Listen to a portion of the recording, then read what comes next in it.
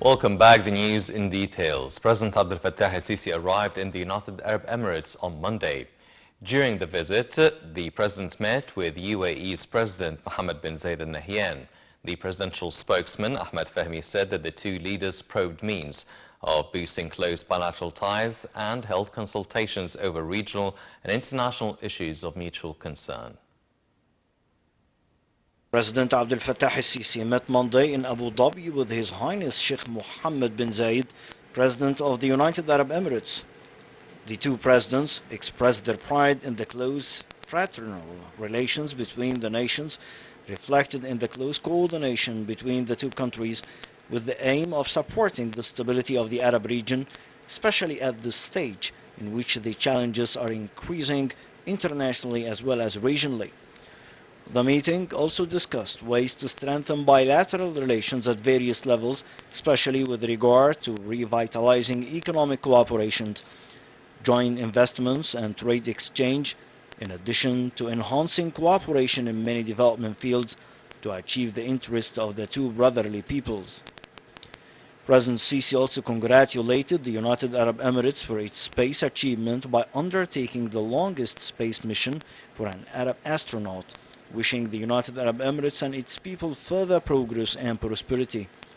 The two leaders also discussed the latest developments in regional arena as well as other issues of mutual concern, and the two leaders agreed to continue their joint efforts to push toward resolving existing regional crises, taking into account the Arab interests, enhancing Arab solidarity and achieving stability and prosperity of the region. The meeting also tackled the discussions of the COP28, which Dubai will host by the end of the year 2023, building on what was achieved in Sharm el-Sheikh COP27, and with the aim of giving impetus to joint climate action at the international level in a way to preserve environmental resources and serve the interests of humanity at large.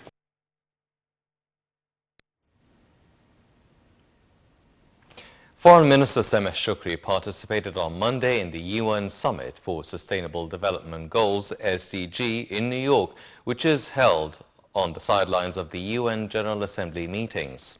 Now, in his speech before the SDG, Shukri stressed Egypt's support for the international efforts to revive the Middle East peace process in light of the Arab Peace Initiative.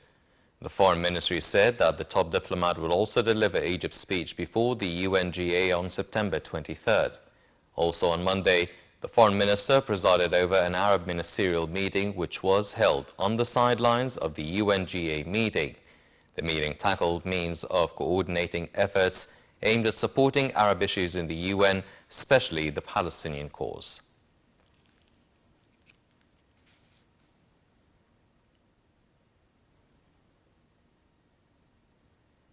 And on the sidelines of the UN General Assembly meetings, Foreign Minister Sameh Shukri met with his British Foreign Secretary counterpart, James Cleverly, on Monday. During the meeting, Shukri asserted the significance of the historical and strategic ties binding Egypt and the UK. The meeting focused on means of enhancing joint economic cooperation, the British investments, and the immigration file. The two top diplomats tackled developments of several regional and international issues of common concern.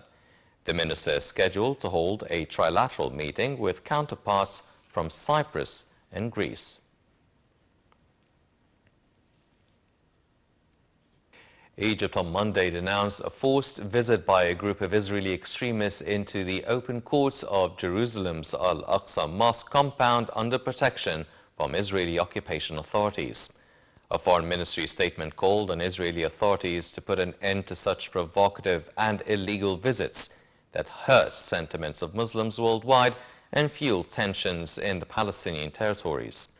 Earlier, tens of Israeli settlers, supported by armed Israeli forces, stormed into the mosque's western Magharba gate on Monday and Sunday, while Israeli police hindered access to the mosque by Palestinian worshippers. The Israeli illegal measures come as part of a policy to intensify violations of sacred Muslim places on the eve of Jewish festivals.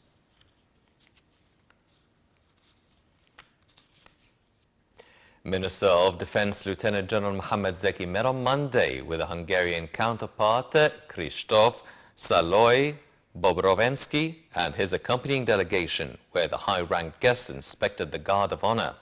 The meeting tackled the latest developments on the international and regional areas, as well as several issues of mutual concern in light of military cooperation fields between the armed forces of the two countries. Minister Zeki expressed he is looking forward to boost military ties with Hungary, stressing on the significance of coordination of efforts to boost military cooperation. For his part, the Hungarian defense minister stressed his country's keenness to support means of military cooperation in the near future.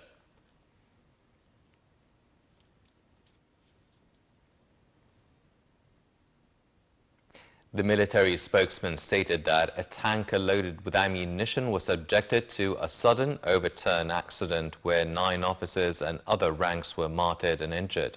The spokesman added that the accident occurred in El Rubiki area in the south of the 10th of Ramadan city on Monday. The incident took place during the implementation of one of the armed forces training activities.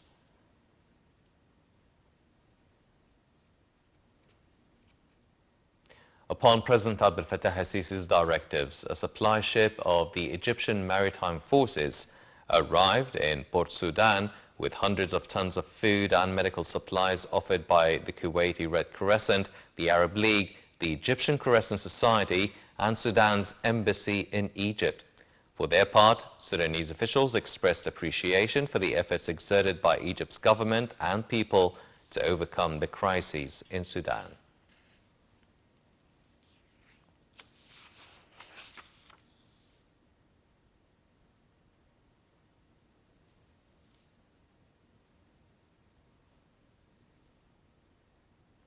Officials warned Monday that a disease outbreak in Libya's northeast, where floods have killed more than 11,000 people, could create a second devastating crisis as diarrhea spread among those who drank contaminated water.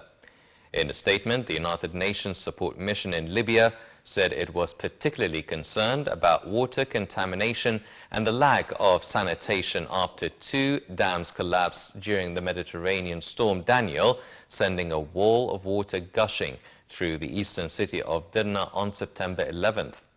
Some 11,300 residents were killed and another 10,000 are missing and presumed dead. 9 UN agencies responding to the disaster are working to prevent diseases from taking hold and creating another crisis in the devastated country, which is receiving 28 tons of medical supplies from the World Health Organization. At least 150 people suffered diarrhea after drinking.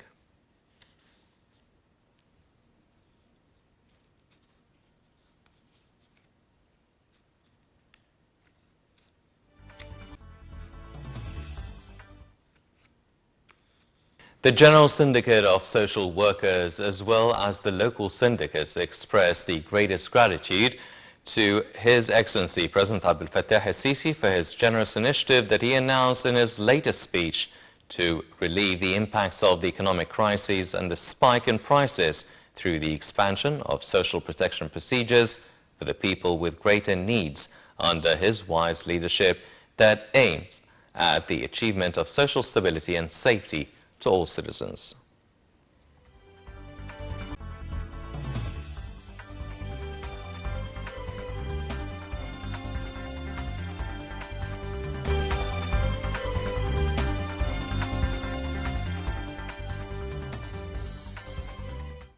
Welcome back. Egypt's stock market indices collectively went up in the trading session on Monday after selective purchasing operations by local and foreign investment funds, reaching high rates and exceeding profit-making selling operations by Arab investment funds and investors.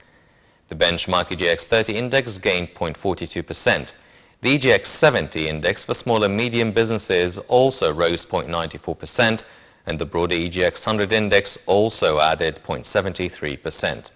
The market capital of listed companies gained 9 billion Egyptian pounds to close at 1,335 billion, and with transactions of about 2.7 billion pounds.